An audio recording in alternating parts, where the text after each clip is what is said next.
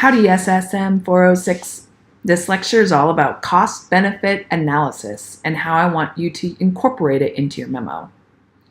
So what do I mean when I'm asking you to discuss cost-benefit analysis? So in your readings, there's a really good paper written by several economists, led by Ken Arrow, who's a Nobel Peace Prize winning economist. And they really advocate for the use of cost-benefit analysis. So how cost-benefit analysis is understood in economics is something very specific. You can take an entire class on this. The Bush School offers them, the Department of Economics teaches this, and it's a really common component of any master's course you would take in public policy. So cost-benefit analysis is a standardized technique for monetizing and comparing costs to benefit for different policy proposals. So you've heard a lot about this recently in the news with the CBO, or the Congressional Budget Office. They keep running different cost-benefit analyses on all the healthcare proposals that are going out there. And of course, you can see how this can be super controversial. Trying to understand the trade-offs, there's that huge value judgment that's a part of it. And it's just as controversial in the environment as it is in the healthcare. And there's several reasons that are a little different than they are in the healthcare policy world. In the environment, it's really difficult to figure out how to monetize environmental services. And we're going to have another lecture about this called Ecosystem Services, where economists and environmental folks have gotten together trying to figure out better ways of how do you calculate the cost of pollination, of earthworms, aerating soils, thinking about endangered species. How can you say how much a species is worth? This group says that the policy is going to cause the extinction of a species. How do you put a dollar amount on that? And a lot of people have actually spent a lot of time trying to figure out a way to come up with this value. And there are techniques that are used, but of course they're all controversial. And a lot of that is because of values. Some people will actually reject the idea of monetizing a species and say, this species has a right to exist simply because it's a species. We don't need to put a value on it. That's devaluing its spiritual and social good. Whereas, here's another example. People can talk about the value of water.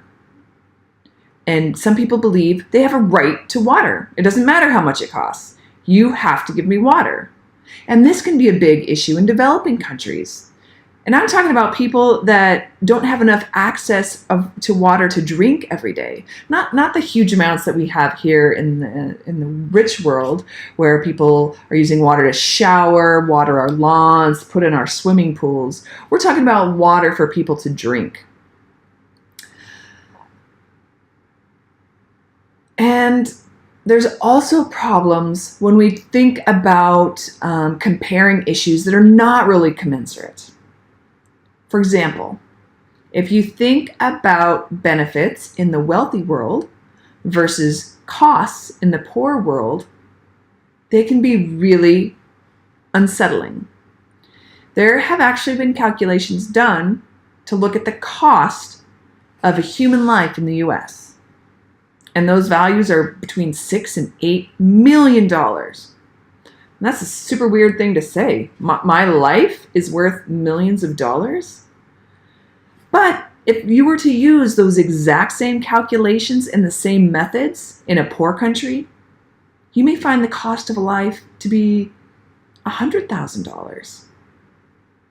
And if we're talking about policy and you say, this policy is going to benefit me by $100,000. It's okay if a person in a developing country dies?